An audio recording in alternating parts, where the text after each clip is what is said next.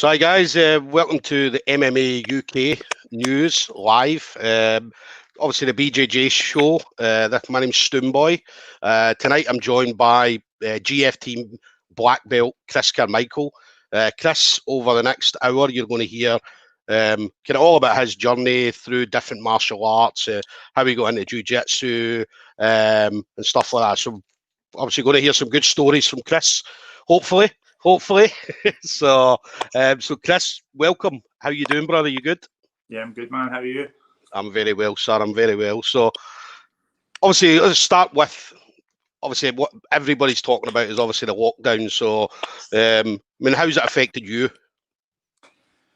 At first, I actually thought it was quite. I was a bit shocked, like everybody, when it first came about. I thought, what, we're actually going to close? And then it was quite a. I didn't mind a wee break from it. Actually, I felt as if my body needed a rest. To be honest with you, I actually felt quite good. But then it went on a bit too long, and I thought, right, I'm rested enough. Let's get back to training. And it was taking forever, and it still is obviously taking forever. But we thought we were going to get back. We thought we had certain dates have been pinged up, like the 15th, it was going to get looked at, and then so the 5th of October was going to get looked at, and so on. And it just hasn't been. So the biggest worry for me would be the rent for the gym, the landlords and stuff there. The businessmen still want their rent. You know what I mean? They don't want to be. Yeah. They're not caring really. So if you've got classes running, I'm not running. So I've just been lucky. I've had a good amount of members in my team who have still been supporting the club and all that. So just been lucky. But fingers crossed we get out of this before. Yeah, no, definitely. And that's been the good thing. I mean, I mentioned it, obviously, I was talking to Marcos and he was saying the same thing. I mean, obviously the members stood up, because at the end of the day, it's not just, obviously you're the owner of the gym, but it's like members, it's their gym as well. Do you know what I mean? So obviously a number of members obviously stood up and kept paying and stuff like that. So obviously a big shout out to the members, obviously, that you guys have. As I said, they're obviously yourself and obviously the members are a good reason why the gym will still continue going. So and then what about, obviously you've been able to spend obviously a bit of time with the family and stuff, a lot more time with the family? Yeah, a lot more. That was great. That was a real positive, because before lockdown I went to university, and I thought I was going to have to finish up working. So I started doing more classes, and then I was at the gym every single night. And then my work offered me like reduced hours, so I could stay on the days I wasn't there. So I took that as well. But I had already committed to the classes, so I was doing like work during the day, university studying, and the gym every single night. So Right. The family didn't have much time at all, you know. So I was missing that. I thought to myself, I'm doing a bit too much. So that was another positive. It was good that when it came around, a lot of people were a bit more depressed about it than I was. I actually thought it was quite good. I needed it from it. I needed to reevaluate things, so it was good. It was good. Definitely. So you work as well. So what is it you do? What is it you do outside the gym? I lost my job actually at the start of all this as well. I was an employment officer, so I would do training courses for young men and women wanting to get into employment, and I would do like SVQ training and all that sort of stuff with them. And that was coming to an end, and I started doing energy advice for people as well in the community and all that, going around and helping them get energy discounts and all that sort of stuff. Yeah. But as the COVID thing came in, it was the end of contract for us. It was to be renewed, but it didn't get renewed. And then we were kind of wondering why. And then a week later or so, all of that happened. The whole company shut down and all that. So now I'm back at uni, but I'm just doing the gym just now and university, and that's it. There's not, and obviously the gym's a non-runner really at the minute. Yeah. And what are you doing at uni? I'm doing social science now. I was doing psychology last time. I'm doing social sciences. Right. So is that something that what is social science? So what do you do with that? So that was linked directly to what I was working at with the youth employment and all that sort of stuff, delivering training courses and that. So it covers like politics and psychology, sociology, stuff like that, to get just to advance further than what I had did. I did some things through my work, so it was just the next step was to do a degree. And I wasn't sure if I was going to do it or not. And then when that all happened in try to get a job when it all kicked off. Nobody's hiring, everything's closed down. So the only thing you could have really did was get into that. So that's when I went back to just go back and I'll try and finish that and see. Yeah. Moving up, nice. just moving up, keeping moving all the time. Definitely. Now, obviously, throughout this call, we're going to get some comments. Some people will ask you questions throughout the call, Chris. So hopefully they keep them nice. All right. So, yeah, first one, Joe Barton. Any advice to newbies on how to kick ass?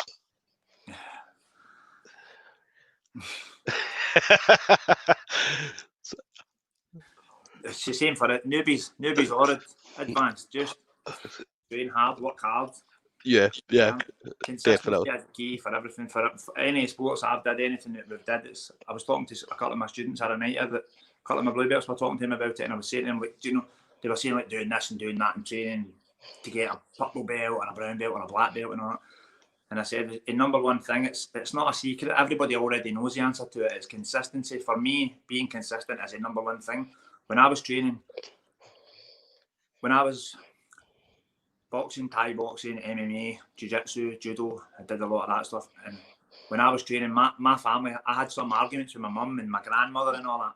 I had a few times where they had been nipping at me and arguing with me because nothing comes first. Oh, I jump before everything that. Like I was telling my guys, like, if my gran needed a couch moved, I would do it, but it would have to be after training or before training or the next day. But I need it done at 7:30. Can't do it. Can't do it. It's not a thing. When I was training, when I was through judo, BJJ and MMA particularly, I wouldn't miss any classes at all. Never. I broke my leg one time and I had a plaster on right up past my knee, and I was down the mat side every single night with a plaster as well. I wouldn't never miss a class. It's easy to make excuses. It's easy to make. You start making. I say it to my guys all the time. They laugh at me. I have arguments with them about it. Where I say, like, you're making choices that you don't need to make. You've got work to do. You've finished work and you've got to go and lift weights. Then you've got to do uni work. So you're missing BJJ. And I'm like, that's a choice. You just gave yourself choices there as if you had to pick. You can do all 3 of them. You don't need to miss any of them. Just stay up an hour later and do your uni work when you finish your gym, or do it before or whatever. Get up early after tomorrow. You don't have to miss it. You just have to. It's not prioritising. Prioritising is when things fall on the same time. If things happen at exactly the same time, you have to prioritise what ones you want to do. But if you've got 3 things to do and there's no real time limit, just do them all. Uni work can be done at any time. You don't need to do it on a certain time. Jiu-Jitsu classes, whatever, 7 till 8:30, 7 till 9. Do that and then do your work. So consistency, show up to classes and it'll take care of itself. If you don't miss training, you'll get better. And you notice it as well, I mean, in the gyms, I mean, obviously gyms, when I've been in training, you've had maybe kids and stuff like that, they've come in and maybe going through their exams and stuff like that, and they'll bring their stuff in and they'll get some of the guys in the gyms to help them with questions and stuff like that. So you've got people on hand, if you're doing uni work and stuff like that are going to be there to help you as well. Yeah, definitely. That's what happens with the gym. As the gym grows, that's a good thing. As the gym grows and there's more experienced and the students and there's more guys, it's easier every year. With the advancement of the students, it gets easier to run the gym. The progress happens faster now than it did 10 years ago when I was teaching. The progress happens faster now because there's more than just me trying to show things. Now I've got a handful of boys beside me as well who are all very good, real good jiu-jitsu boys, real technical, all got their own styles and stuff, so it's good. Yeah, definitely. And then obviously another question there. Do you think it's important for kids to take jiu-jitsu lessons? I think it's very important for kids to do something. I'm an advocate even for when I was younger. I did a lot of like a traditional martial arts as well. Judo and taekwondo and karate and aikido and everything. I've done everything when I was a wee boy. I tried everything, but I wasn't as consistent when I was young. But I think it's important. I think a lot of parents, I see it with my class as well, I see it with other people with things. I think, personally, you have to have a good reason why they don't do something. When you get them into it, too many parents now are the kid, it's all about the kids. It's all about the kids. So if they're going to, he doesn't want to go tonight, so he's not coming. Or he doesn't want to do this, he's not coming. And you have to ask why. Why does he not want to come? Is it because he's on his Xbox and he wants to just continue playing his Xbox, or is it because he actually doesn't like it? If he doesn't like it, give it a few weeks and see if he doesn't like it, and then okay, you can make a decision to take him out and do something else or whatever. But it's good for him. The reason I say that, it's good for him to be. It's very important for a kid to do something that they find is tough. It's a good thing that if they find it hard, and you kind of make them do it and let them see that they can do it and get through it, then it's a very good thing that will last them. It's a very good. I'm very lucky. I've got a really good junior team. It's one of my one of the things in my gym that I'm most proud of is that I've got a real good. We haven't really had we've had the competition scene a bit, but with the kids groups and stuff, it's hard to get them matched at their own belt level and their age and all that. But I've got some really good kids, really good juniors, really technical juniors, and the parents are great. I'm really close. I'm really friendly with the parents, and they're awesome. And that's like, I know for a fact them kids many times have said they don't really know, or they've not wanted to come at night. They're out playing football with their mates or whatever. But the parents have just been like, look, hurry up, you can go after it, come and do it, and get the jits. Yeah, get the jits, so, definitely. To answer our question, like them boys and girls, they're awesome, real good jiu-jitsu, real good. They're in a team. They can handle a bit of banter with each other. They can hold their own in an argument. They can do they're a bit fitter, stronger. They're sociable. It's a great wee squad, and that's why. Like, you can Google it. You know what I mean? There's a number of good positives coming from joining a wee martial arts team for a kid. You know what I mean? And jiu-jitsu for me is obviously, I would say that was the best one, because it's. Every kid likes to wrestle, and that's what it's like to them. They just like to pull and push and wrestle it. It's not something that's super, with the kids anyway, I don't make it like, it doesn't have to be super technical. You just give them a raw basics and let them pull and push and build. Like some of my boys now, I've got boys that are like 13-year-old, and I can roll with them, and it's like a roll. I'm sweating. I'm rolling. They're so strong. They've been training with me since they were maybe 7 or 8-year-old. I've got a good group of boys who have been training with me, boys and girls who have been with me for a good few years. I've got great photos of them, and they're just knee high. Now they're nearly my height. Some of them are nearly height now, and they are so strong. See, just from doing jiu-jitsu, it's like you can't do weight training when you're a kid. You shouldn't be lifting weights when you're a kid. They say you should be swinging around on monkey bars and all that. Pulling jiu-jitsu, if you're pulling another kid that weighs 25 kilos, 35 kilos, if you're pulling another kid around the mat 2 times a week, by the time you're 13, you're strong. That's weights is weights, you know what I mean? You're strong. And the boys and girls who have their grip and stuff like that, it's unbelievable how strong they are. I think it's brilliant as coming in as a kid, because obviously for me, I got into jiu-jitsu, I was an old man by this time. So, but obviously you see some of the kids coming through, and some of the kids I've trained with. I mean, there were a couple of kids at GB, the Hamilton brothers, and they were like 12 and 13, and they would only come to the adult class. Right, so they were only rolling with adults. Do you know what I mean? They were rolling with men, and one of the boys, Blair, he was in a competition. He went in the adult division. I think he was like 15, and he went in and he won the adult division. Do you know what I mean? And then they found out what age he was, and then he got disqualified. Do you know what I mean? So, but yeah, 15-year-old, and he was wrestling like a man, like an adult. Do you know what I mean? So terrifying stuff coming in as a kid, man. Do you know what I mean? That would be one of my ultimate long-term goals, is to promote one of them juniors. If I can keep them through that age, you know, that gap where you lose them, if I can keep them through that bit and they come through that, they'll be really good. And that would be a good sense of coming from white belt to grey white belt, all through yellow, orange, greens, all the way through to the adult belts, and promote them at adult belt. And obviously, ultimately, one day, if you could get them a black belt, that would be ultimate. But that's like my long-term goals. If I could work on them and keep them kids, keep them interested and keep a hold of them, then it's awesome.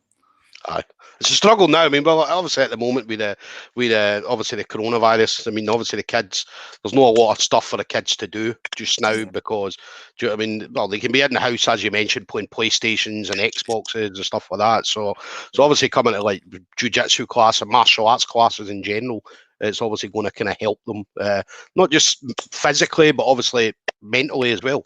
Yeah, definitely. That's one of the worries with it. That's one of the things in the back of my mind, that you don't want to the longer they're away, they could forget, you know what I mean, and they don't really realise what it is that they love about it anymore. Yeah. And you want to keep them. Cause I know there's a few of my boys who I've met.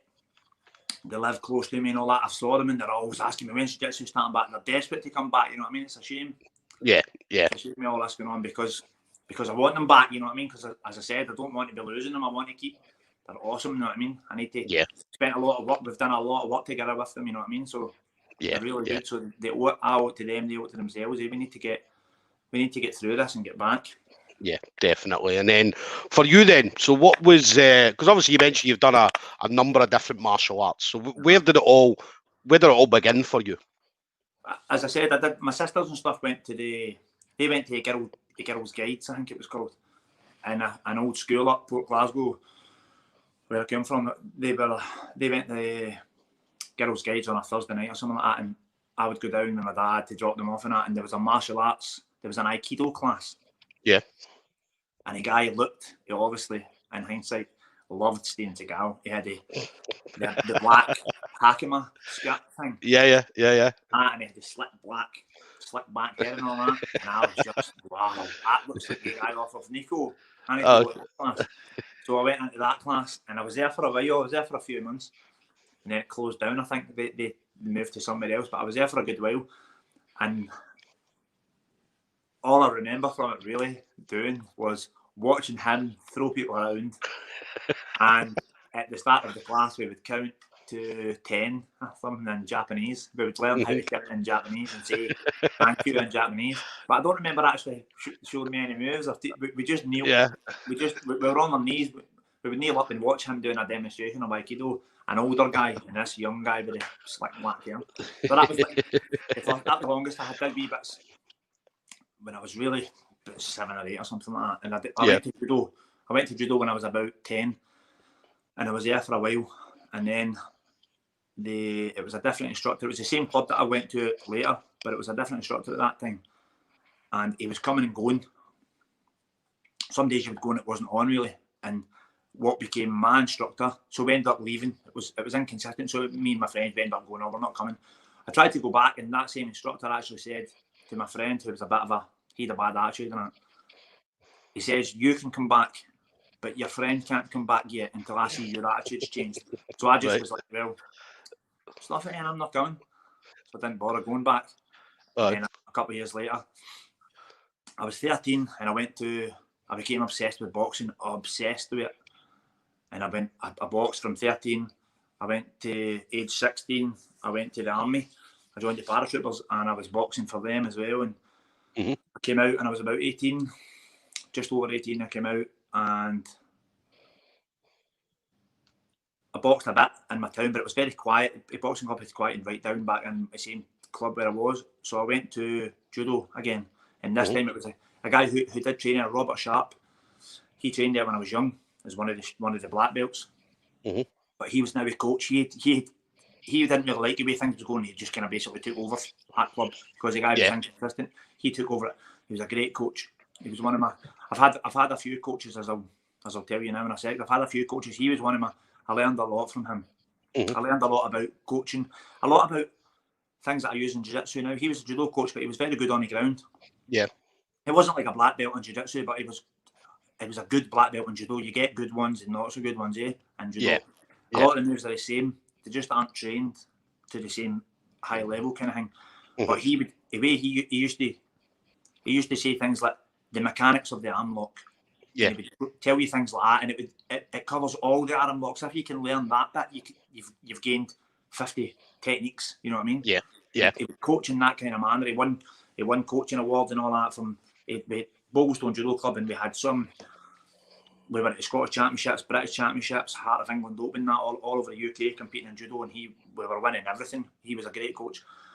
So I did judo for a long time, and my friend came, and he was a Thai boxing coach, and he said, "I want to learn this groundwork." So I said, "Okay." We do some of that stuff like UFC and all that. We do a bit of that.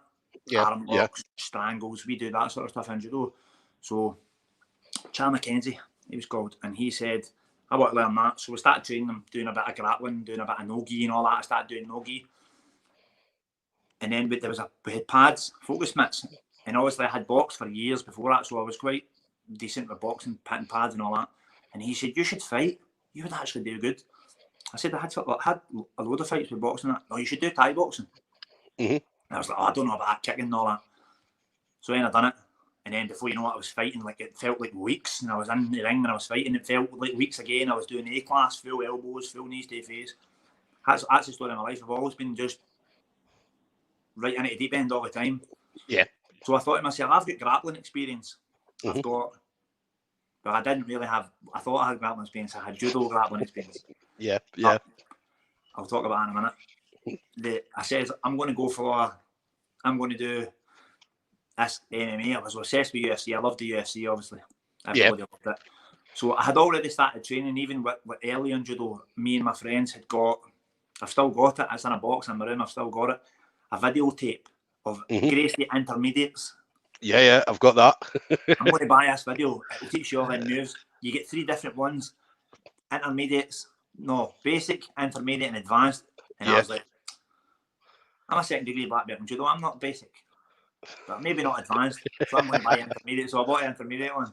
Yeah. So I started going through that and I was watching things and doing, and I thought to myself, it's just like judo. And it was very like judo. It was really like it, the same, like collar chokes. And you didn't really learn now when I think about it. I knew a lot of them moves. Mm-hmm. In Jiu-Jitsu, the most important things are not them moves. In judo, for me, not everybody, you get some real good grapplers in judo as well, but majority of the time, broadly speaking, judo is about stand-up with a bit of groundwork. Jiu-Jitsu is about groundwork with a bit of stand-up. I see like world-class guys doing judo throws, and I'm like, that's wrong, man. You're not doing that correctly. But on the ground, they're world champions. But I thought that's just the very same sort of stuff we're doing. So I was training with Charlie McKenzie, as I said, in Greenock Thai Boxing Club, and I went to Glasgow to train with John Craig, who was at SMTC in this town. So he was the kind of grand master of it all. So I went up to he had a fighters class. So on a Saturday afternoon we would go up there. I trained with him private lessons during the week and stuff. And I thought, right, I'm going to do Thai boxing. And then he had got a way in to do, I don't know how it came about. In fact, it was Alan Curry in the Wasabama gym down, and he was doing a show called Martial Mayhem with Will McCracken. And Will McCracken, eh? Will McCracken. So a legend it is. So he was taking the MMA side of it, and Alan Curry was doing the Thai boxing side of it. So John Craig was good friends with Alan Curry. He said, I've got a boy who would like to do MMA. Would you like to do MMA? And I was like, I can grapple, I can strike, I'll do MMA, definitely. I love it. Yeah. I was watching it. So I had a full pro fight for my very first fight for the Scottish title against Edgar Podhoisen, the Russian boy. A bit of a rascal, I think. He's in jail now, I think, actually. I had went to the weighed in. He was 72 and I was 70.2 because I got told it was 70.2, something like that. And I said, so we're speaking to the guys, and I said to Alan Curry and Will McCracken, who I just met at that time, and I said, what's the rules tomorrow? What's the rules when you're on your feet? Can you elbow and all that? Can you elbow on the back of your head? Can you do that sort of stuff for me clinch and stuff that I was doing in Muay Thai? Yeah. You can spin them round in Muay Thai, you can hit the back of your head, you can do downward elbows and all that. I said, this is the way I'm fighting just now, is this? And they said, and Will McCracken, who I've spoken about this many times, you told me as long as I'm on my feet. You told me as long as I'm on my feet. So I didn't really know. I was very green, right? I didn't know the rules of MMA. I had never heard of it. And in a pro fight for the Scottish title, my very first time out. So I go to knee him, and he ducks to take me down. He takes me down in the first round. Edgar, way back in the early days in Scotland, well, early-ish days, my early days of Scottish MMA, Edgar fought me, he fought my student, Bobby McVitie, he fought Danny Gray from higher level, and he fought a few guys, and he picked Graham Turner. He picked every single one of us up with this big Russian suplex thing that he does in every fight. So he did that to me, and then I swept him and ground and pounded him and all that for a bit, and I hit him a leg kick, and it really hurt his leg. And I thought, right, I'm going to do that again. And he was kind of squatting down to hide it as I was going to shoot. So I tried to knee him instead, and he caught my standing leg, and I pause against the fence, and I look like he's on his feet. He's on 2 points of contact. He's on his 2 feet, and I'm on my 2 feet. I'm on 1 foot. He's holding my feet, and I'm against the fence. Yeah. So as I said, I don't know, right? But Will McCracken told me rules as long as you're on your feet. So I'm like, okay. Yeah. So I'm like, back of your head, crack, disqualified. And the Russians are going mad, and I'm warming up in a squash court backstage, and I'm like, what the hell you want me to do? I don't know the rules in the Rock. There's a team of Russians. They've got blue and white tracksuits with Russia on them. Yeah, yeah. You fucking idiot. What you doing? And I'm standing like, stuck in a squash court, nowhere to go. And then there was a long story after. It was a bit of hullabaloo, but that was all good. From that, things happened. I wanted to fight, right? And John could only kind of get me. He wasn't really in an MMA circle. So unless it was Alabama or someone was doing another show or something like that. So I was asking for fights with people. I wanted to fight. So Will McCracken then, they had kind of fell out with me, right? A few of them and the Dink Ninja guys and that had been a bit disqualified and that. He doesn't know the rules and all that, right? They kind of hated on me for a bit. And I was like, right. So Will McCracken phones me up, and he phones me up. Hello, it's Will McCracken, and I'm like, what can I do for you? And he's like, I'm just want to know, I'm doing a show down in Cumnock, down Rock'n'Beck. I'm at a railway hotel. I want to know if you want to fight me in it. And I'm like, fight you? Yeah. I'll give you 100 quid. I'll give you £100. And I was like, because I'm just young, thinking this is how you rate me. And to me, I'm still a bit like a scheme boy. You're not going to. He's calling me out. I'm not going to say no to him. And I didn't want to fight him. I didn't want to fight him. He was a British champion, middleweight British champion, and he used to fight me at lightweight or something like that. Aye. I'm like, I don't want to fight him, but I'm not going to take a back seat. I'm not going to say. So I'm saying to him, yeah, I'll fight you. And then he phoned me up like a weekend before it. Hi, I still want to know. Are you still want to fight me? And I'm like, I've been training for it. Is it still on? And he's like, yeah, it's still on. So I went down there and he beat me. Again, I didn't know the rules. I was getting greased up in that, like what you do in Thai boxing. I'm having a Thai oil massage before fights, Vaseline on you and all that to go against a wrestler. Aye. So again, everybody was like, what is he doing? We didn't know. We were just very green. We were just starting out. I was just trying to get myself to have an MMA fight. That's all it was. So Will, he beat me. He choked me in round one. I was training with my friend from judo and my other friend. 2 guys I was training with really that were even like semi my level. They were just decent like me. We weren't. They didn't know what they were doing. Willie was training with a guy. He was training with the Dink Ninjas up in House with Paul McVeigh, who's a world champion MMA fighter. Yeah. A wrestler guy who they had over, I forget his name, who was a collegiate like NCAA wrestler or something. Yeah. And Marcus Nardini, who was a Brazilian Jiu-Jitsu black belt. So he's got world class training, and I'm just going like, I'll fight you. Yeah, I'm going to fight this guy. So he beat me. And then I had another fight. I fought Graham Turner, and I got offered him, and the same thing. I was just like, they were saying, would you like to fight him? And I was like, yeah, I would fight him. I just want to fight. I didn't really want to fight him. I didn't want to fight somebody. Again, I felt as if I was getting pushed in with guys who were... Graham Turner had multiple pro fights, and I had 1 fight or 2 fights. Yeah. So, but I needed to get in, and it worked. See, from my kind of worked sense, it worked. It got me in, and I did fight. You know what I mean? So I fought him as well, and he beat me too. So I had a bad time coming through this.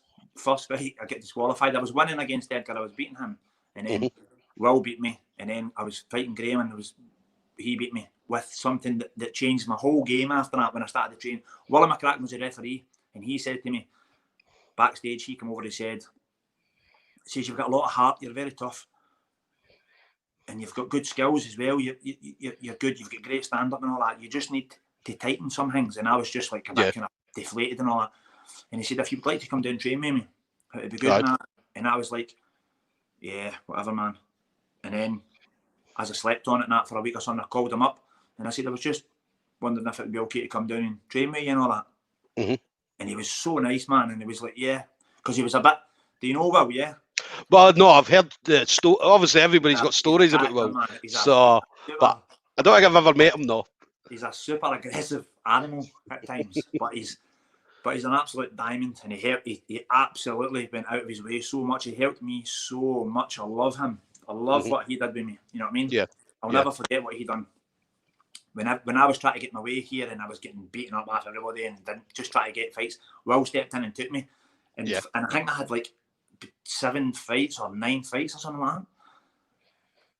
When I went with Will and trained and never lost again for a good run, had all first round submissions in pro MMA I had a good run and got a good reputation in Scottish MMA, and I was getting offered good fights on good shows and all that, just all because he had stepped in. So I went down to train with him, and he was worse than a fight. It was actually worse than a fight, sparring with him. I had fought him and he was elbowing me and he was ground and pounding me, and I remember thinking to myself, that's nothing. He arm triangled me in a fight. He was Hulk strong, man. Yeah. He just cranked my neck, and I was like, oh, I'm not going to tap, and then thought my neck was going to snap in the panic, and I thought, oh, he's going to break my neck. So he was very strong. Yeah. In the fight, when he ground and pounded me, I thought, that's nothing. But when he was doing it in the training, man, he was brutal. And I used to always be, he had an old cage, Jock Love. Yeah. Legend, man. Jock was there. Jock saved my bacon a few times. He was there. Jock was a welder, I think, and he welded together this makeshift 2 fences that went into the corner of the gym. Right. One fence opened up and the other fence opened up, and there was a big bolt that stuck through and you couldn't get out. You walked into a gate and the 2 fence sides closed. So sometimes Jock was teaching people outside the mat, outside the gate, and I was in getting ground and pound to death off a worry for 5-minute rounds, getting smashed. And sometimes he would like tie you up and all that, and you couldn't move and you couldn't tap or nothing, and he would just be smashing you. And you wouldn't tap. I wasn't going to tap from ground and pound. I was wanting my arm lock me and take a guillotine or something, and you just wouldn't do it. Yeah. And then Jock would say, time, well, let him like that. He would stop it there, and you would start on your feet again, and then quickly he would put you back down. But that would be a wee breather from getting pounded. Yeah. Jock, I used to be like, oh, thank God Jock's here. But sometimes Jock would be coaching boys outside the cage, and you would be like, I'd be looking over like, Jock, come in, man, what's happening? Tell him to stop hitting me. But from that, we went on, had a few fights over in Northern Ireland and all that. Yeah. Jock I fought a boy called Paddy Dixon over there. He was a kind of bare knuckle Irish brawler boy. Yeah. I think he said like 5 pro fights or something like that. And the boys, Northern Ireland boys said, yeah. In a cage, like he's had 100 fights. He's like a gypsy boxer or something. He had one big eyebrow and all that. Jock was with me. Jock was in my corner over it, and we were on the way back. We went out. We had a drink and that. After it, we went away. We were having a few beers and all that. We were away partying. That Will was actually really behaved. He wasn't really doing it. He was a kind of godfather of us all. He was taking care of everybody, making sure everyone was good, and he did. Yeah. I remember coming back on the ferry the next day, and somebody was talking. Somebody kept nudging. I can't remember who it was with us. He kept nudging Jock, and Jock was sitting me like he was going to throw him over, and Will was going, "Stop, leave him alone." And Jock was going to throw him off the ferry. He was going to throw him over the side of the ferry because he was sitting in a hangover. And he's like, "Leave him alone. Don't touch him again." And Jock went away with his hood up, his wee afro hair. He lay on the floor of the ferry, just laying back to sleep. Brilliant. But from that's when after Will had fought me with a Graham Turner fight. What Graham Turner did to me, he's very, very good at it. Graham Turner. He's got very good posture. Yeah. He'll go in close guard and he'll sit up and he'll pick his shots, and he's really, really good at it. He's deceivingly strong at it. If you haven't ever trained with him or fought him or anything like that, you would think you'd be able to. That's what he's very, very good at it. Yeah. That was what the difference. I know how to do an arm lock, a triangle, a rear naked choke, a guillotine, heel hooks, knee bars.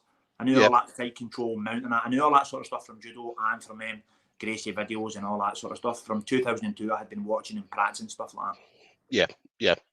And then I thought to myself, what the hell is this? And Will started showing me posture and base. When you're on top, good base on top, posture. Yeah. This is the things that win a fight. Use an underhook. What's an underhook? Put an underhook to stop people getting you down so easy. Stuff like that. He did that sort of stuff with me, and I learned it really fast. because I had a good foundation of grappling. I just didn't have a couple of things that, like Will said right from day one, I needed to tweak it. So Willie invited me to come down training, and I started going down. And what happened was we would do a private with Marcus Nardini. Marcus had just arrived in Scotland at the time. Yeah. And so I would go and I would pay Marcos every Sunday. I would do a private session with him. A few times I went to his class in Kilmarnock as well. I met way back, man. Like, I don't think Rob McCrum was there. Rob McCrum was I had just got my blue belt or just been told to wear a blue belt.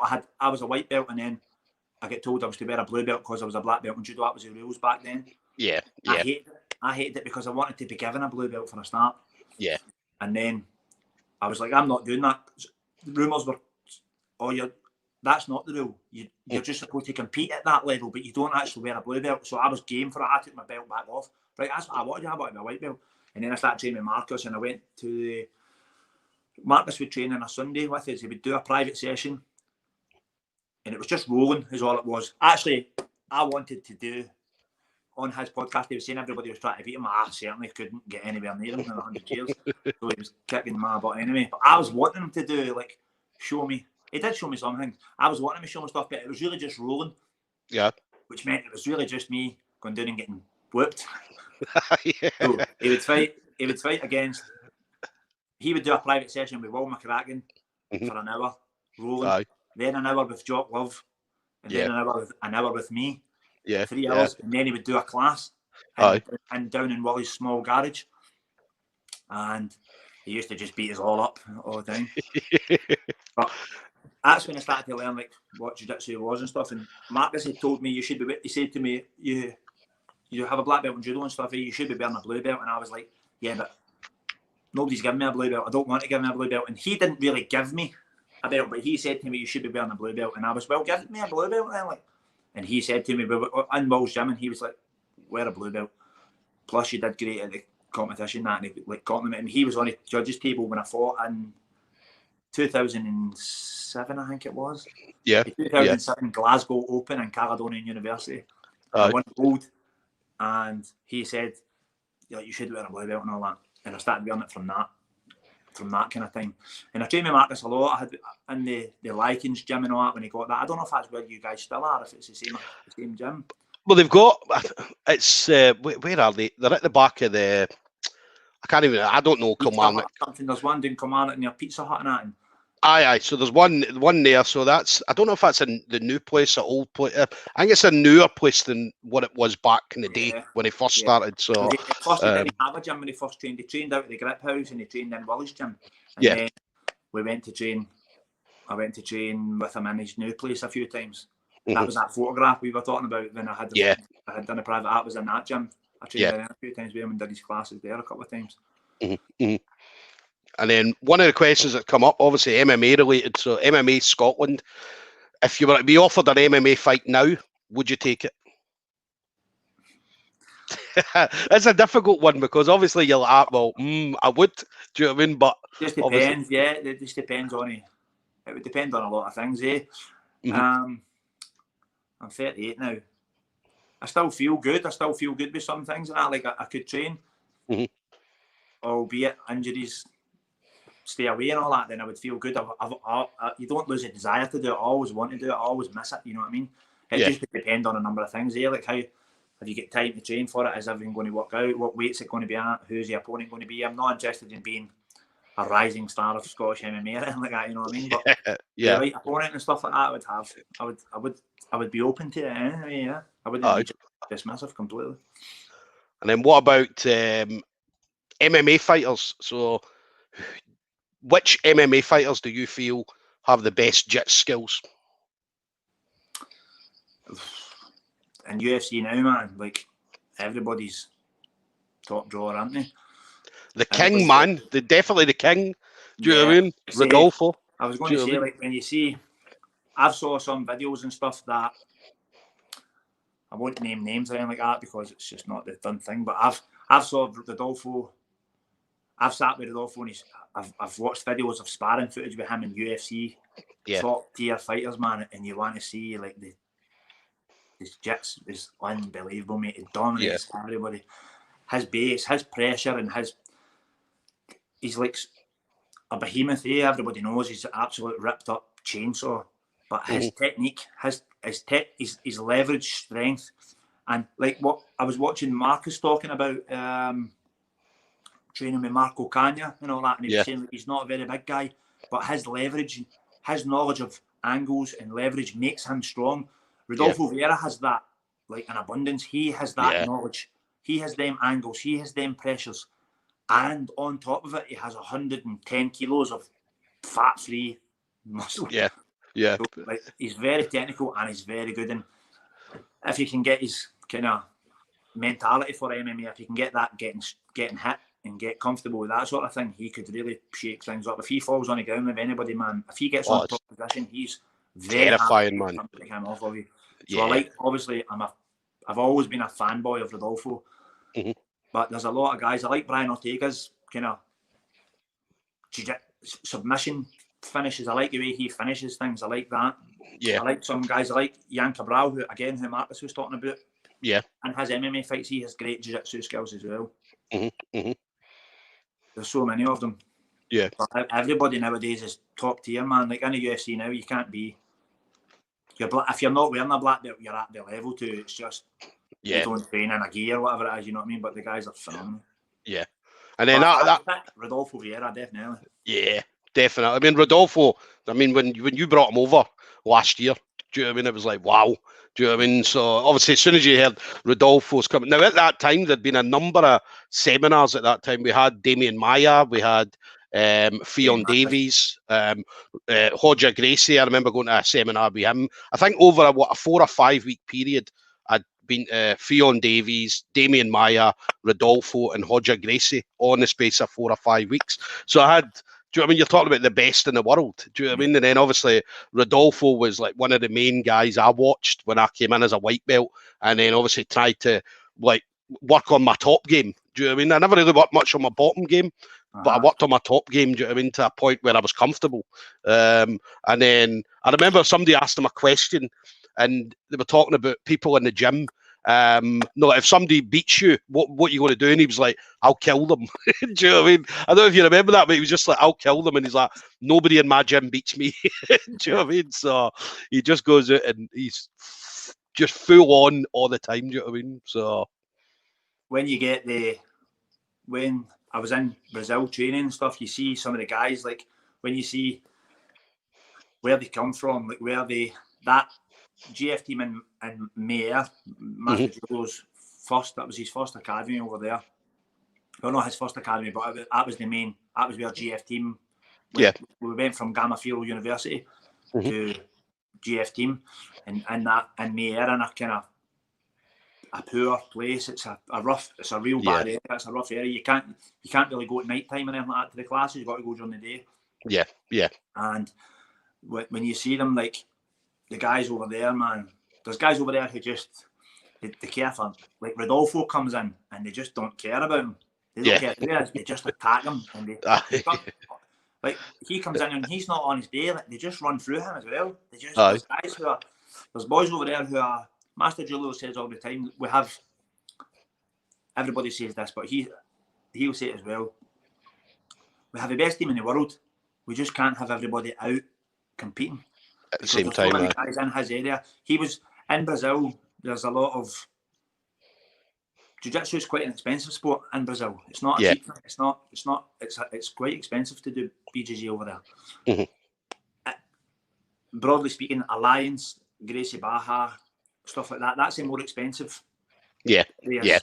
They hit the more expensive areas. Master Julio was one of the first coaches who took it to the favelas, took it to the poor areas. He was one of the first guys. A lot of guys do the project stuff now. He was one of the first guys who began that. And he was offered, numerous times he was offered to move to America, to open an academy over there, and he knocked it back for years and years. He recently went. I'm not sure if he's actually planning on going back to Brazil now, but recently went back. He recently took up offer more for his daughter because she'd be able to go to university better in America. Definitely, After all them years, he took the offer to move to America and stuff. But he did it in a kind of poorer side. And there's a lot of guys over there I've trained with a lot, and there's a lot of guys who I know who I've heard about as well, who I've not even trained with, but I've trained with a lot of boys who nobody knows, and they are unbelievable, man. They are unbelievable jiu-jitsu. They're very, very poor. They have no money at all. They have gi. Like Rodolfo would get sponsorship from things, and he would throw them a gi and all that, and they would wear that gi every day for a year. Yeah. But there's maybe, when I was there was like 20 black belts on the mat, training from 2 in the, one day when I was there, it was rolling, just rolling. Master Julo calls you into the middle, you stay out for 3 rounds, 6-minute rounds, 3 rounds. One guy's not off of you and the next guy's lined up to take you, boom, boom, boom, and it just goes from 2 o'clock in the afternoon. We from 10 in the morning till 12 in the morning we do drilling, and we go to get some acai, as you do in Brazil, and then at 2 o'clock the competition class starts every single day, and we went from 2 till 7 one day. It goes from like 2 till 4 till whatever, but I never actually finish it. It finishes when they're done. Busy mat, bunch of guys. As I said, there was 20 black belts on the mat. One of the days out there, and they had 7 o'clock in the evening. We had rolled from 2 till 7, and they're just like ripping bits off you, man. There's no. If you read about it, if you read in like the BJJ, what do you call it again? It used to be like the BJJ travel guide thing that was on. Oh, the Globetrotters. It wasn't Globetrotters, but it was before that. It was like. Oh, right, I know what you're. It's I can't even remember it. But you pay them and they take you about and stuff like that. Yeah, and that's the one. Yeah, well, they list like different gyms: Gracie Baja, Alliance, Nova União, stuff like that. They list the gyms in Rio, but they say GFTeam. There's other wee sub gyms and GFTeam black belts run. Yeah, and they say there's GFTeam headquarters in Mayer. Be warned, like this Connection Rio it was. Yeah. There's no. He's like, be warned, this is a competition fight team class. Like there will be no quarter given in this class. It's if that's what kind of training you're after, it's second to none, but them boys are very poor. They don't have a lot in life, and when you show up to go, man, they're going to go every single day. And that's the same, like as I said, Rodolfo Vieira walks in and they just line up to take him on, like they line up to beat him. That's one of the big things that Rodolfo says. One of the big things for his success is he just stayed there where he had to remain hungry and keen to learn and develop, because if he didn't, they were catching him, man, because they were out to get him. It wasn't like, oh, he's a champ, everybody leave him alone. If he comes in on his day, obviously everybody has a hard time. You know what I mean? I've had like, I'm quite close with a lot of the guys. Like I've had a few every year since I've been with GFTeam. I've had world-class black belts over in Scotland. There's been a lot of guys. A lot of the time I put the seminars out, but you don't always get a lot of people coming to them, and a lot of guys maybe don't know them and stuff. I've had Jaime Canuto, you watch him now he's a top competitor on the scene right now. His close guard is one of the greatest things you'll ever feel, man. He is like unbelievable. Jake McKenzie, who is absolutely unbelievable. He is a phenomenal fighter and a phenomenal coach. His knowledge of jiu-jitsu is just never ending. He knows everything about jiu-jitsu. You could ask him about any position. When it comes to half guard, he was overtraining with me for about a week. I've done lots of rolling with him, lots of training with him, and he was awesome. He holds wins over guys like JT Torres and Manolo Santana and stuff. Like he holds wins over guys who are just legends of the sport. You know what I mean? He's beating these guys. I had Denilson Pimenta. Denilson Pimenta went 10 minutes with Rafa Mendes, and Rafa Mendes only won by 1 advantage. Like Pimenta is 4-time, 5-time, I think now, 5 times World Masters champion. I had him over as well. I've got these guys over every single year training with us, and they are just like, they let you see. You don't. It's the same as every gym when we have this kind of detached, distant training, and a lot of people like to shit on it and stuff like that. Aye. But you can take things from these guys. You can take snippets from them, and you're really close with him. It's a real family thing. This is one of the things that I love. I say it, everybody asks about it, and I say it all the time. Like, GFTeam's like a family. See the guys I've had over, it's like they're like my best friends. That's what it's like. They're like my best mates. Within a couple of hours, they're all the same. They're just the same as you. They're just a guy who loves jiu-jitsu. That's his life. They're just the same as me. We just got on so good.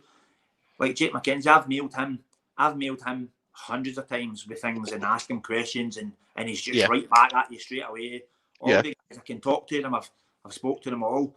Vinicius Mourinho, I mail him about things. I've got like my black belt certificate and stuff like that. I didn't need. I just was like, I wonder what happens with your certificate. How would I get my certificate? And Mourinho said, "Have you not got?" I had a brown belt one in my gym, and he said, "Have you not got a black belt certificate?" I says, "No, I don't. I've not got one." He's like, "I'll get it." When he went to Rio, he got one and emailed me, "Give me your email address. I'm going to send it." Jamie Canuto, when he was over, he's sponsored by Shoyuro, and he gave me a pair of shorts and a rash guard and all that, and I was like, "That's nice." We can't get them. They're a fortune over here. Yeah, I was fighting at the London Open, and he gave me Gabriel, my professor Gabriel, and he's the head of GFTeam Europe.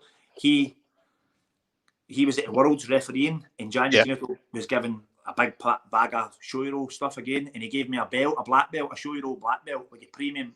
I googled it when he gave it to me. It's like £120 or something like that, just for a belt.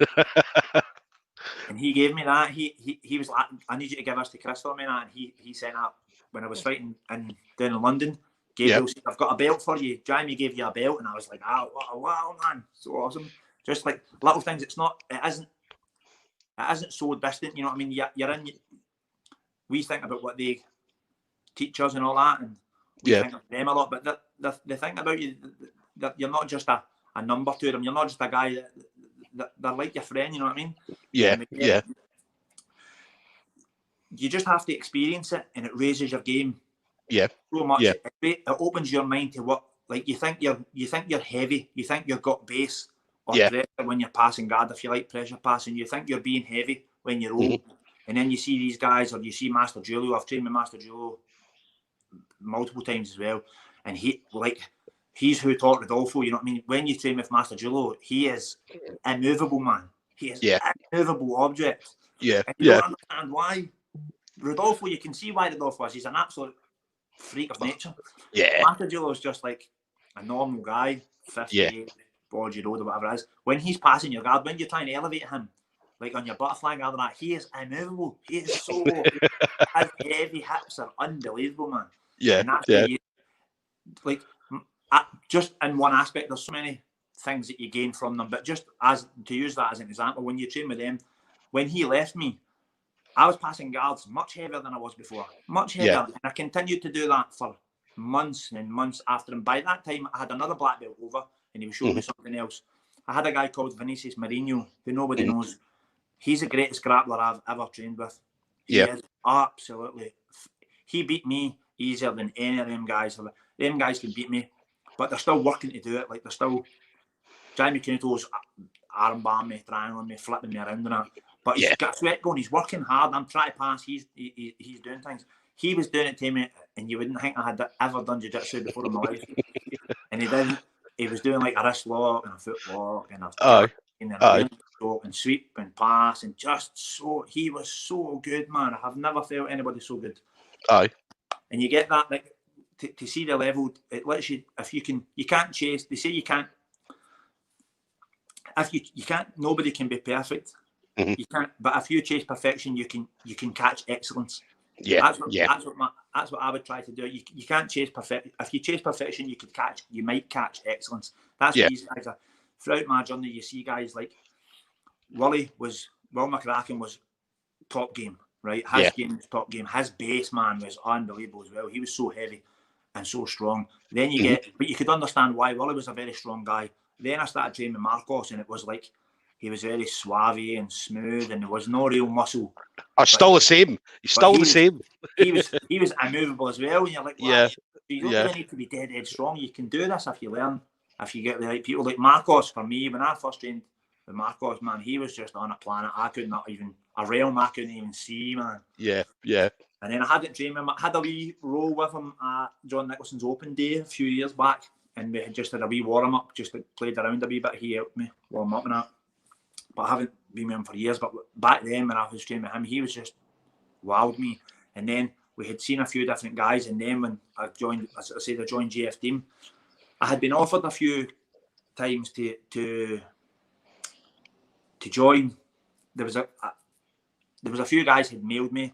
3 or 4 guys had got in contact with me. My competition at the competition scene in England and here, we had been doing really well in the competitions. I was putting 9 guys, 10 guys in, and always getting back, always every single comp consecutively, every single comp we were bringing in more medals. Than if I was putting in 10 guys, I was getting 14 medals back. You know what I mean?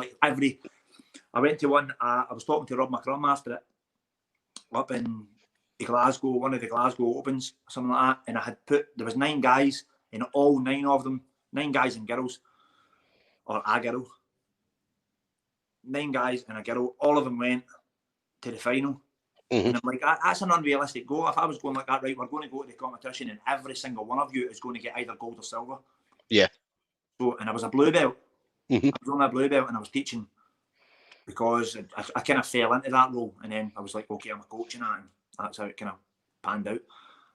But I was a blue belt and I wasn't affiliated with anybody. That's why I was a blue belt for years, for 8 years or something, 9 years. Yeah. And I wasn't affiliated with anybody, so I had been contacted. My team was doing good, racking up medals and all that. And I had a few guys who contacted me and telling me their proposal to me, like, you do this and we'll do this for you, and you do that and we'll do this. And I had thought about a few of them. And then I was like, and then when GFTeam came, I trained with my friend for years, and he trained in GFTeam. He lives in Australia now, and he trained in GFTeam in Australia. And through him, I started learning about GFTeam and stuff. And when I learned what happens with them and how it works and all that, I thought to myself, I like the kind of sound of that. And then I trained with them, and it was just the greatest move. I was glad I waited all them years to be affiliated with at the right time with the right team. Yeah.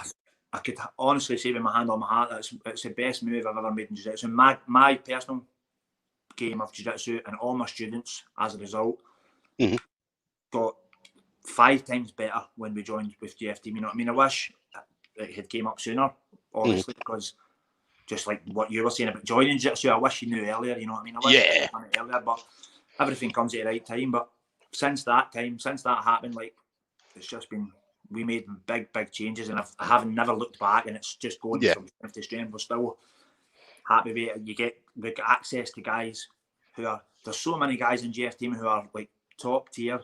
Top of the food chain, you know what I mean? Top 10 in the world, and they're over at us regularly. We're coming over all the time. And as I said, a lot of people kind of shit on it, thinking it's like you've got to have a coach that you train with every day. In an ideal world, that would be great. I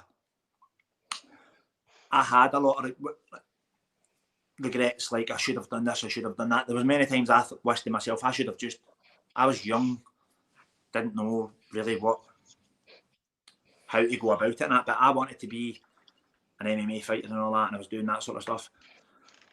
Just kind of training myself and learning myself, and really, like, for what we had been, there was guys talking about us, you know what I mean? Talking about Team Viper and that. There was guys, and we had came from absolutely nothing and just taught ourselves.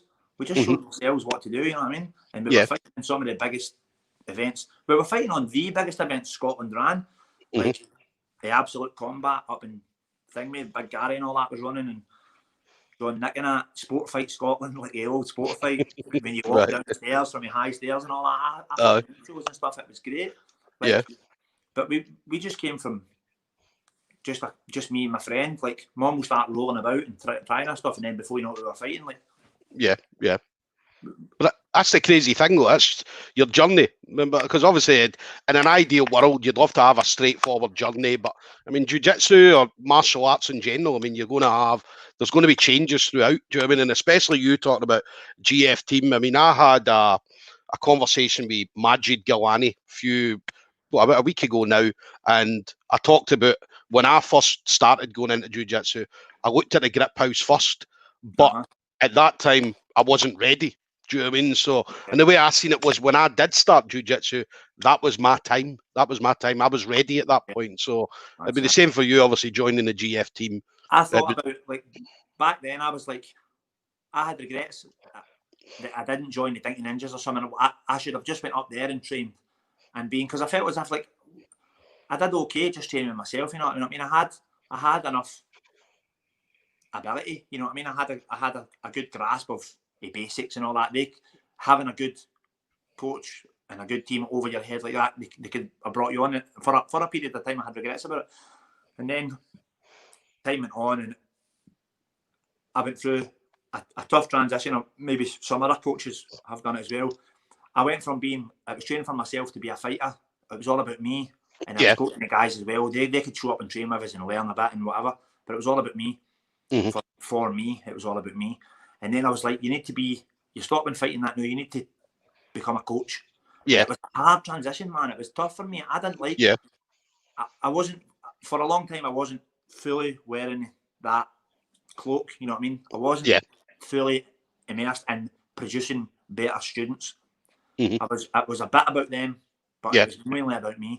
And then when I kind of started to do that and get some things, that was good. And then I really started to look for their benefit more than my own. People, a lot of guys like that. I'd mentioned Rob McCrum a few times. I spoke to him a good few times, and he was saying to me, like, you need to get affiliated, man. You need to get promoted. And I was like, doesn't matter, man. It doesn't really. Doesn't matter at the end of the day. You know what I mean? I've been so long as a blue belt anyway. It doesn't bother me. You know? But for my students, I needed to get something so that we could actually all progress in some way. You know what I mean? Just for them as well. And I thought to myself, now we can start going. And it's like a distance thing. People think, as I said, people kind of shit on it like, oh, having coaches from Brazil or America or whatever it is. But that's how you see, like back in that's how we all started. That's how it all came from there. And that's how we all got going and got moving forward. And I would love to train with Master Julio every day. I would love nothing more than that. But I can't. We don't live in the same place, and that's it. He trusts me. He comes and sees us. All the numerous guys who have came and trained with us, they can look. My professor Gabriel, who I'm closest to, Gabriel has helped us so much, man. He's been over numerous umpteen times. He's been over living with me, staying with me, and I've been over to his numerous times as well. Gabriel could show us anything I need to know, and if he doesn't know, the next guy does, and the next guy does. If I want to learn something about a technique, or if I had a question about something, I've done it with rules. Master Julio is one of the best referees. He's one of the highest ranking IBJF referees as well. He's a phenomenal high level referee. He makes good wages. Referee world finals and all that. You know, I mean, he's right up there. So any questions about rules or things like that, I just shoot them a message to come straight back to me. You know what I mean? Yeah, nice one. They always give you a voice message. It's always in Brazil, they don't text and WhatsApp. They always talk to you. It's always right. Okay. So they would send me stuff like that. You don't have. Master Julio says you don't have to be together. You don't have to be close to be together. That's what he said. And that's absolutely true, man. You don't you don't have to have them on hand every single day, because not nowadays. You need that back in the day. Maybe they've got to see you, they've got to feel you, they've got to know what level you're at and all that. But it's not as if they're promoting you online or anything like that. Do you know what I mean? They come over, they see you, they learn what you're about. The other guys come over, and you spend enough time with them and all that. And now it just carries on as it started. We just keep getting better. Any questions, as I said, anything I need to know about jiu-jitsu, I know I've got my team right behind me. In the bigger picture, I've got guys right beside me who could answer any questions I've got about rules, about if I need a technique, they'll send me videos. If I need a technique about half guard or whatever it is, Jake McKenzie's he's the best deep half guard player in the world. Pretty much everybody agrees on that, you know what I mean? His deep half guard is, as I said, beat JT Torres and all that with that sort of stuff, you know what I mean? He's unbelievable. And as I said, he knows so much, man. He knows so much jiu-jitsu. I could just hit him up and he'll just send me a video. He'll just put a private video and send it to me if I wanted it, you know what I mean? Nice Stuff one. Like that, so. Nice one. Cool. And then, obviously, before we wrap up, obviously, a few questions come in. So, one there, Peter Knox. Have you seen the trailer for the new Jujitsu movie? No, this new Nicolas Cage film. Yeah, I haven't seen a trailer actually, no, but I heard about it. Yeah, somebody had said to me about it, but I've not actually seen it. I heard there was no jits in it. I heard it was there's none whatsoever. I mean, what is it? I think it was when I see the trailer about it. Actually, I've something, and it was something about. They were saying it was Japanese jiu-jitsu or something like that. It was an alien. An alien comes through space, and what happens is an alien comes in and has to fight everybody. He's jumping about with swords and all that stuff. Not an armbar or not a guillotine or a rear naked choke in sight. Do you know what I mean? But it's called jiu-jitsu. So, and then people always ask. I mean, nobody's asked on this, which I'm surprised at.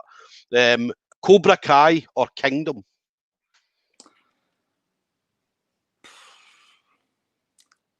I'm going to go with Cobra Kai. Right. Just purely because I was obsessed with Karate Kid when I was a kid, man. I was obsessed with it. My wee daughter's 4-year-old, and she's obsessed with it as well, man. She watches it every other week. Every other day she watches it. Karate Kid 1, 2 and 3. I won't let her watch Cobra Kai because it's a bit more adult themed. I put it on for her a few weeks ago, and Gilda was like, she can't watch that. I was like, it's just Karate Kid, it's just them in the road, and she's like, it's for adults, that look, and they were swearing and all that, and it was like drinking and all that, and I thought, right, I'll just put it off. Aye. So Cobra Kai. And then Peter Knox, he's talking about the beard game is strong tonight. Now, he's not talking about mines because I've no shaved. I said I'm no shaving until we get out and get back to the gym. So this has been me for 7 months now. Do you know what I mean? So so he must be talking about your beard. Your beard game's strong tonight. Do you know what I mean? So I got it cut. The barber cut it in a day, but he cut me. Right. He cut my head with the open razor as well. I could feel that sting, and I was like, he cut me. And then when I came home, my dad actually cut me. I don't know what you're doing with my beard up here. Brilliant. And then somebody else, Peter Knox as well, talking about you were talking about judo and MMA and stuff like that. So Robert Whiteford started with judo as well and then went into MMA. Yeah. So obviously was able to take that in. So perfect marriage. Silvio Ribeiro says judo and jiu-jitsu is a perfect marriage. Yeah. Definitely. And you see that with Rodolfo. I mean, that was one of the things when I started watching Rodolfo. It was just about the takedowns and then the top pressure. Do you know what I mean? And I did judo for years and fought quite good level with judo. Competed all over the country doing it. And I did judo with Rodolfo before. Previously, when I trained with Rodolfo, I was doing judo. I did some stand-up with him, and his base is immovable on his feet as well, man. He's like a brick wall. Yeah, and left-handed. He's left-handed when he does judo as well. Right. So he's very awkward and he's just crazy strong. Man, it was good when he was there. I mean, Rodolfo, when he came over, and at the end of the seminar, he rolled with almost everybody in the gym. Yeah. Do you know what I mean? So he started off with you and then just went all the way down through the belts. Do you know what I mean? And that was one thing I always remember saying when I was coming up. It was like, that would be my dream fight, was to be in a competition standing across for Rodolfo Vieira. Do you know what I mean? And then obviously when you put the seminar on, I was like, I'm coming. Do you know what I mean? So, and I wanted everybody as well to be there as well. So that's why I was putting it out there, like, get yourselves over to this. Do you know what I mean? The Rodolfo Vieira. You were very good, man. So I was happy, and he kept calling me the little truck. Do you know what I mean? He was like the little truck. And he sat down because he was like, I'm not going to stand up with you. And I'm like, well, don't worry about standing up with me, mate. Just let's go. Do you know what I mean? But he choked me. I think he got me in a guillotine, man, and it was like the best guillotine I'd ever been in. Do you know what I mean? I just went away so happy. I'd just been guillotined by Rodolfo Vieira. Do you know what I mean? So you're never so happy to get that. I'm on bottom. The first time I trained him, I just pulled guard right away because I wanted to experience his passing. I wonder if it's good. And I elevated him, I lifted him in my butterfly hooks, and I've got a video of it, and I claimed it as a win. My very first time I had ever trained with him, and I'm rolling, and I claimed it as a victory. I was like, look, his knees come off the ground. I lifted him up. Aye. He ended up smashing me after that. But I thought, how many people can say that they elevated him a wee bit? I didn't shoot him, but I elevated his hips a little bit. And then, who's been your toughest opponent? Well, I suppose again, I don't know if he's maybe looking at specifics or whether it be like MMA or Jiu-Jitsu, or so in general, out of them all, who's been your toughest? In Thai boxing, it was a boy called Paul Kelly, I think. I fought a boy called Paul Kelly in Northern Ireland. It was just 5 rounds, just a grueling fight. I suffered with low kicks, man, really bad low kicks. And in MMA, I would say